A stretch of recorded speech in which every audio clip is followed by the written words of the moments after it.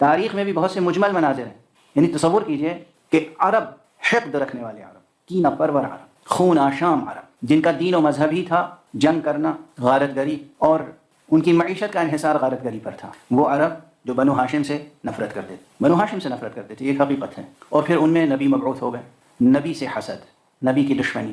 نبی کا دفاع کرنے والا کون ہے؟ یا ابو طالب یا ابن ابو طالب، ان کی دشمنی. اب حضرت ابو طالب دنیا میں نہیں رہے، اب تنہا علی ہیں جو محافظ ہیں ظاہری طور پر. جانشین علی، جانشین ابو طالب بھی ہیں، جانشین مصطفیٰ بھی ہیں. تمام عرب آئے ہیں کہ آج شب رسول کا خاتمہ کر دیں، اور رسول بستر پہ نہیں ملتے ہیں. اس بستر پر جہاں رسول کی توقع تھی وہاں علی ابن ابی طالب نظر آتے ہیں. کیا وہ تلواریں رک گئی ہوں گی؟ سوال یہ ہے، بڑا سوال. غور فرمائیے، ذہن پہ زور ڈالیے. یوں بھی معلوم ہے کہ محمد کی کا دفاع صرف یہی کرتے ہیں ہمیشہ، اور آج بھی ہم آئے ہیں جنہیں قتل کرنے کے لیے وہ موجود نہیں ہیں، اور یہ ان کی جگہ موجود ہے، اور یہ اکیلے ہیں، اور یہ 18 ہیں یا 28 ہیں یا 38 ہیں یا 40 ہیں یا 42 ہیں، جتنے ہیں زیادہ تعداد میں، اور رات بھر گھر کا حصار کیا ہے. اور اس کے بعد صبح یہ ہزیمت. کیا انہیں طیش نہ آیا ہوگا؟ کیا غصہ نہ آیا ہوگا؟ کیا علی پہ حملہ نہیں کیا ہوگا؟ سوالات. اور ہمارے تاریخ میں یہ سب بیان ہے تفصیلی. عقل آپ کی کام کر رہی ہے نہیں؟ اتنی چمکتی ہوئی برہنہ شمشیروں کو ایک نظر آبدار ابن ابو طالب نے روکا. ایک علی کی پر جلال نگاہ ہے جس کے سامنے تمام شمشیریں بے آب ہو کر رہ گئی. تاریخ کے اس منظر سے یہ بات سامنے آتی ہے یا نہیں؟ کیا علی کی روح میں شجاعت ہے؟ کیا علی کے نفس میں شجاعت ہوگی؟ کیا علی کی ذات میں شجاعت ہوگی؟ کیا شجاعت ہوگی؟ کیا کرامت ہوگی؟ کیا عظمت ہوگی؟ کیا جلال ہوگا؟ کہ ابھی نوخیز ہیں، نوجوان ہیں، ابھی کسی میدان میں علی کی چلتی ہوئی تیغ کسی نے دیکھی نہیں، اور ان کی نگاہ سے تمام تیغوں کے آب پانی پانی ہو گئے. جب ہم کہتے ہیں علی سراپا معجزہ ہیں، لوگ کہتے ہیں معجزہ، مبالغہ ہے. کیسا مبالغہ؟ ایک واقعہ ہوا تاریخ میں، اس واقعے پہ ٹھہر کے غور کر لیجئے اور مجھے سمجھا تو دیجئے یہ واقعہ ہوا کیا. یہ جو لوگ آئے تھے یہ چلے کیسے گئے؟ کیا ہوا؟ اتنے بلند اخلاق کے لوگ تھے، یہ بلند اخلاق لوگ تھے، علی سے کوئی تعرض نہیں کیا.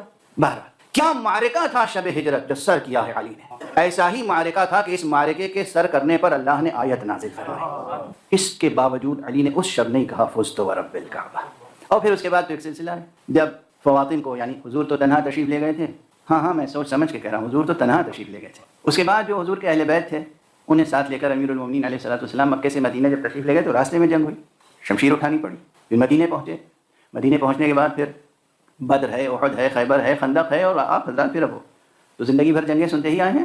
بڑے سے بڑا معرکہ فتح کیا علی بن ابی طالب نے، کبھی ناز نہیں کیا، اور ناز کر کے یہ نہیں کہا کہ خدا کی قسم، کعبے کی قسم میں کامیاب ہو گئے.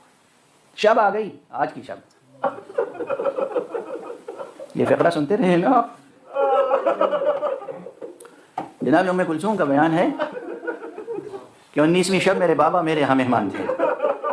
میں نے افطار کے لیے جب پیش کیا تو ایک ساتھ 2 چیزیں پیش کر دیں. تھوڑا سا نمک تھا اور ایک پیالے میں دودھ، اور وہی جو کی روٹیاں جو 3 لقمے سے زیادہ آپ تناول نہیں فرماتے تھے.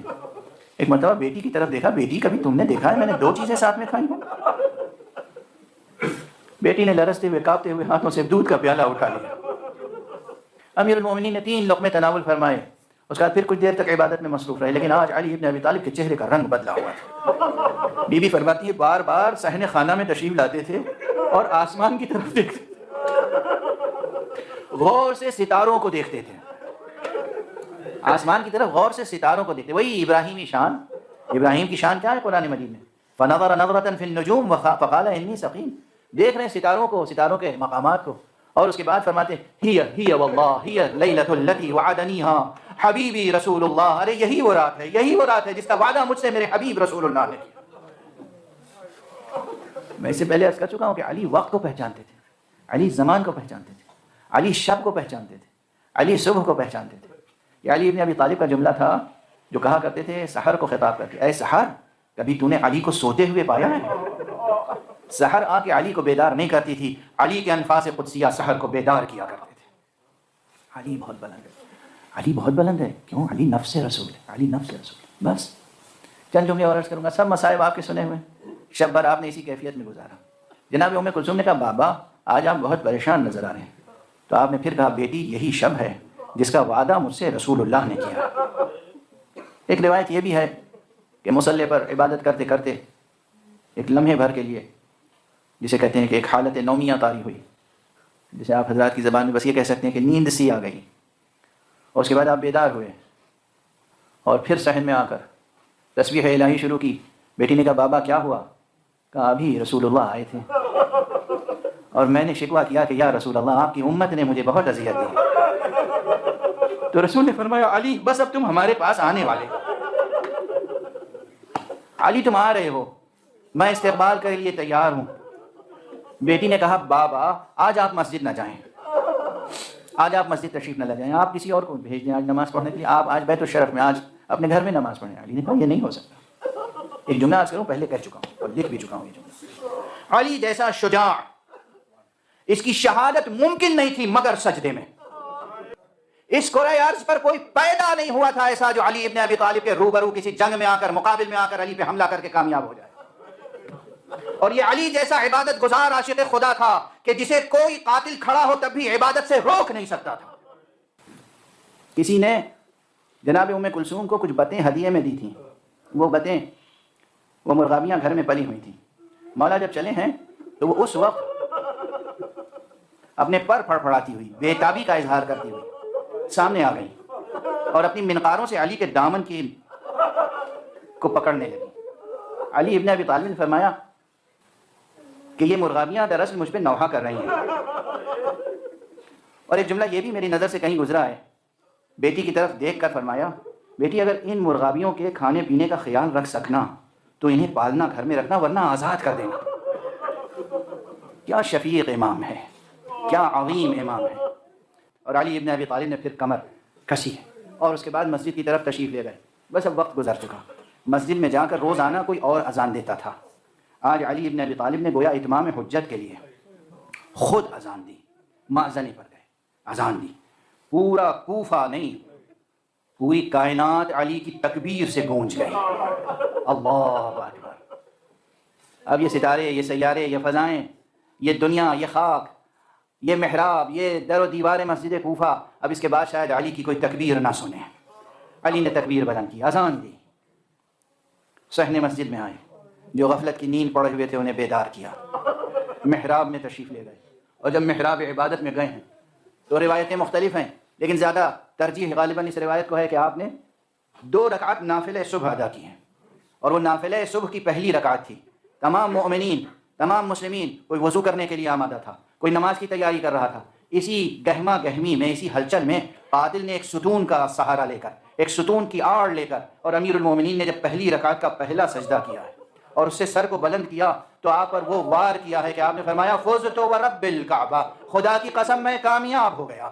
علی ابن ابی طالب کے فرق مبارک سے لہو جاری ہوا اور ریش مبارک لہو سے تر ہو گئی. علی ابن ابی طالب کہتے جاتے تھے انا للہ و انا الیہ راجعون، انا للہ و انا الیہ راجعون. ایک کوہرام برپا ہوا، بین زمین و آسمان جبرائیل کی صدا بلند ہوئی، تہدمت واللہ ارکان الہدی، قتل علی المرتضی و علی و محمد. جبرائیل نوحہ پڑھ رہے ہیں، جبرائیل امیر المومنین کی شہادت کی خبر دے رہے ہیں. ادھر بیت الشرف سے بیویوں کے رونے کی آوازیں بلند ہوئی. بابا آپ کو کس نے نشانہ بنایا؟ زینب رو رہی ہے، ام کلثوم رو رہی ہے، حسن و حسین گریہ کناں ہے، مگر علی ابن ابی طالب فرماتے ہیں بیٹا حسن نماز ادا کرا. اللہ اکبر. بس اسی جملے پہ گفتگو تمام کر رہا ہوں. بس ایک جملہ. آقا حسین کربلا میں آپ کا سر مبارک سجدے کی حالت میں قطع کیا گیا، زیر تیغ سجدہ ادا کیا آپ نے. مگر آقا میری سمجھ میں نہیں آتا کہ کس کی مصیبت زیادہ ہے، خود اپنا سر زیر شمشیر رکھ دینا آسان ہے یا باپ کا سر زخمی ہو اور پھر کھڑے ہو کر نماز پڑھانا پڑ رہی ہو؟ یہ امتحان حسن نے دیا ہے. بابا ادھر تڑپ رہے ہیں، ادھر حسن نماز پڑھا رہے ہیں. کس طرح کا ہوگا؟ اللہ اکبر، اللہ اکبر، اللہ اکبر. انا للہ و انا الیہ